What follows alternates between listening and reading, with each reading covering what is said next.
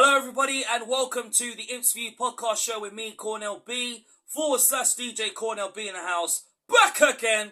It's match reaction time, where you just seen Lincoln City drew 1-1 with Shrewsbury Town after going 1 goal up, and then we concede the equalising goal to Shrewsbury Town. Before I get in the video, I have to say thank you very much to the 647 subscribers who are subscribed to my YouTube channel. If you have already subscribed, thank you very much. If you are a new subscriber, welcome aboard. Thank you very much for subscribing. So without further ado, let's get into the video. So yesterday, us Lincoln City took on a struggling, poor Shrewsbury Town side who is now managed by head coach, former Imps head coach, Michael Appleton. Obviously, our objective was simple. We win the game, we relegate Shrewsbury Town to League 2 for next season. Honestly, we saw some changes. There was no Mukama and there was no Jeffries, who are out for the rest of the season. Mukama with a hamstring injury is out to 8 to 6 to 7 weeks. Honestly, it's a real shame to see him, be out. Obviously, after his hard work, but it takes a toll when you've played a lot of games. Jeffries, disappoint, real blow. Honestly, I can understand how Jeffries was looking forward to actually playing, but obviously he's got to go for a hip surgery, and could miss the whole of next pre-season, and then of course the start of next season. But honestly, speedy recovery to both of them, and honestly, big up Jovan Mukama for winning Player of the Month for his hard work and making the Team of the Week for FC25. Big up Jovan every single day. So Lewis Monsomer played, Bayliss came into the team, Ring came back into the team, and we saw Gardner as well come into it as well. Brilliant to see Gardner playing, brilliant to see Monts playing. But honestly, what a start that we made. What a start. Tom Bayliss scores 5-10 minutes of the game. We start playing fantastically well. Yeah? We play fantastically well, and we score, and we get the goal.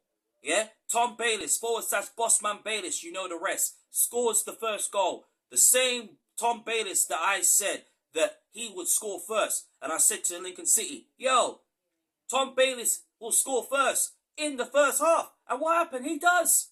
And then we start controlling the game. We start playing our regional football, being comfortable on the ball, having more possession, and start creating chances. We had chances through Gardner, chances through McGrandles, chances through Lewis Monsomer in the second half. But we could have had 2 or 3 or more goals against this side and still would have won the game. But honestly, it's the same thing. When we start playing, we start to panic. We start to panic, and then we start to be all over the place and think, why can't we keep hold of the leads? Because that's what we did last week. Last week was the same thing, right? Same thing last week. We went 2 goals up last week against Charlton, and then we concede. Yesterday we did the same thing.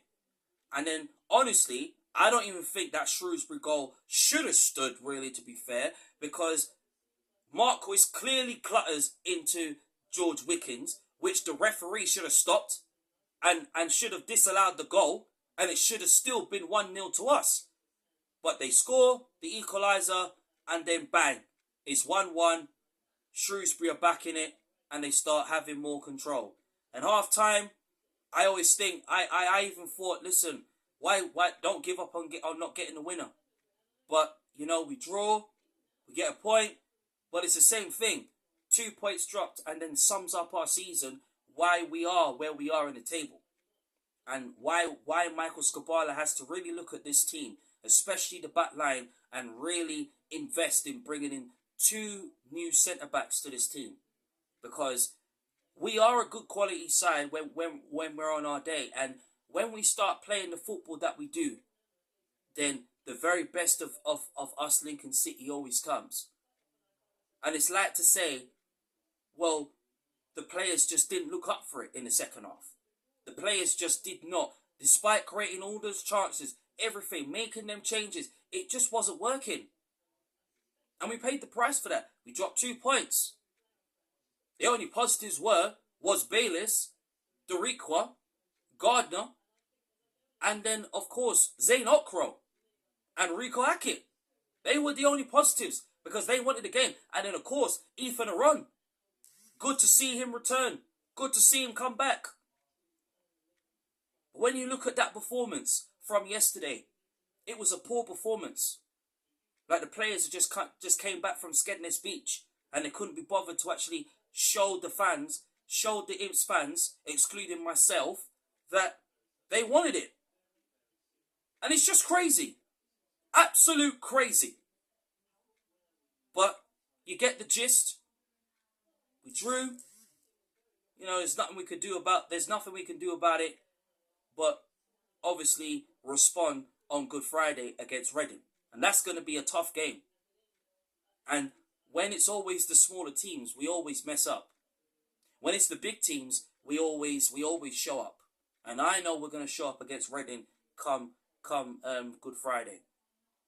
But my thing is, Sam Clucas, I don't understand. Why is Sam Clucas being dropped? Why is he being dropped? What does Sam Clucas have to do to be in this team? We bought Sam Clucas to come back and give experience and bring his own experience to our Lincoln City midfield. To help the likes of McGrandles, who's been prone to making errors, prone to making mistakes, and to help him gain the experience that he deserves. Right? Since Tom Bayliss has signed in January, we ain't seen nothing. Right? The last time we saw Tom Bayliss was play against Mansfield and he scored a goal from outside, from the corner, and went straight into the net against his old club. Since then, and a few other games, since then, we ain't seen him. Now, you're telling me that he's been dropped out of the starting 11 and doesn't make it into the starting 11. Don't make it in the starting 11 and don't make it into on the subs bench. That is absolute crap. And I have a message to Michael Skubala and Tom Shaw. Sam Clucas cannot be dropped for Good Friday. Serious thing. He cannot be dropped. He cannot be dropped. He has to play on Friday against Reading. He has to be in our Imps midfield because his experience is key.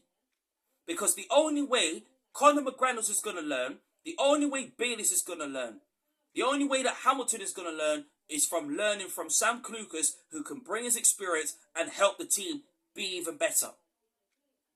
And on a serious note, I feel sorry for Sam Clucas because it's like to say, what does he need to do to be in the starting 11 to really and say, listen, Skubala, I want to be in your plans. But on a serious note, he has to play on Good Friday. Because you cannot tell me that he has just been left on the bench and he's been left out and he's not playing. That's not right, in my opinion. But if I had a message for Skubala and Tom Shaw, play Sam Clucas on Good Friday versus Reading. In that midfield, tweak it. Give McGrandles the break that he deserves. Because Sam Clucas and Ethan Aron and Bayliss and Hamilton in that midfield would be absolutely class. Because it's about giving the fringe players a chance to impress Michael Skubala. And if I had a message to those players, to the fringe players on the bench, take your chance and take your opportunity on Friday. If you are in the team or you're not. But Sam Clucas has got to be in that starting 11 on Friday versus Reading. Because with the tough games you got coming up from now to the end of the season, this is an opportunity for every single fringe player to come back and really showcase their quality. That's how I see it. But it is what it is. We'll take the draw and go ahead. Thank you everybody for watching the Imps View podcast show with me, Cornell B /DJ Cornell B in the house. Love to get it up to 648. It'll be very, very appreciated. Thank you very much for watching the Imps View podcast show. It's your boy Cornell B /DJ Cornell B in the house. Up the Imps. I'm out.